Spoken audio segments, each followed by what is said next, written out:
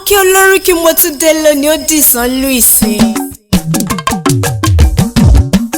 Oya ẹja lọ Isanlu o. Iyeye ọmọ àjọkòógùn. Oya ẹja lọ Isanlu o. Iyeye ọmọ àjọkòógùn. Ẹja lọ Isanlu o. Iyeye ọmọ àjọkòógùn. Oya ẹja lọ Isanlu o. Iyeye ọmọ àjọkòógùn. Ọmọ Isanlu yeye ọmọ arógun jó, ọmọ arógun yọ, ọmọ arógun gbàdú, ọmọ arógun yọ ọ̀ṣẹ̀ṣẹ̀, ọmọ arógun dádé owó. Lọ́jọ́ tí mo délé bàbá yìí wọ́n pọ́gbọ́n ọjà, bàbá yìí gbèlú wọn ń jó, mo pé kí ló dé wọ́n lọ́ máa rógun jó ní wọn.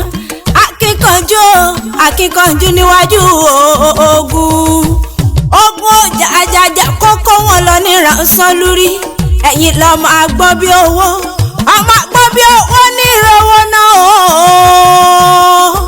Èèyàn gbọ́ bí ọkọ ní rere ọkọ jẹ́ òwò àjìgí ọmọ ẹ̀múrẹ́kẹ́, ọmọ ìsọ̀kò ọmọ agbọ̀n ọyàn yanbi lólú ọlọ́ta lé ọmọ alérí ikú pọ̀ ogun, ọmọ àrọ̀ ni ó gbélé oníkóyè òsínmi ogun. Ẹ̀yin gangan náà kí lọ́mọ gbélégbègbè igbó lóní kò yí gbé nítorí iṣẹ́ ogun níṣẹ́ bàbá wọn.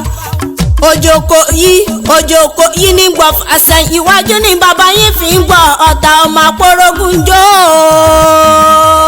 Isanlu yeye ọmọdé odò ọmọdé ire ọmọ apá àgbà. Isanlu mo kéré mo mú pé èjì mo pò ojoojó arọ́ oṣù lálọ́. Ń bójú àgbá kí n rọ̀ lásán lé bàbá tẹ̀yìn. Bó bá pẹ̀rọ àtúpọ̀ ọmọ apá àjòjì tó ń tẹ̀wọ́ ọ̀run rẹ̀. Ọmọ ajímọ́bàdé o, ọmọ òrìdè èpò ọ̀dàún bẹ́yìn gangan náà kí lọ́mọ láṣẹ ń wọ́. Ọmọ àràkàdùn mẹ́gbẹ́, ọmọ àràkàdùn mọ́gbà. Ẹni àràkàdùn mọ́ inú olúwa rẹ̀ lọ́ba jẹ́.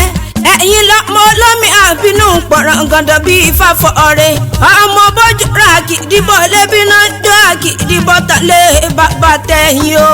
Ẹ̀yin lọ́mọ agbede méjì ẹsẹ̀ lórókùn ń gbé. Ọmọ mo dúró ọwọ́ mi ò tó sí, mo bẹ̀rẹ̀ ọwọ́ mi ò tó sí, àfìgbà mo dẹ̀gbẹ́ ní sí wọ́ sí mi lẹ́nu. Ẹ̀yin lọ́mọ àpòrógùn jó,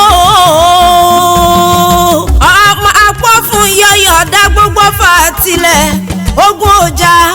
Ogun ọjà kókó Isanlu lọ́rí. Ẹ̀yin ló máa sọ̀gbẹ́dìlẹ̀ ọmọ sọ̀gbẹ́dì ìgboro. Ẹ̀yin ló máa sàkìtàn dọjà.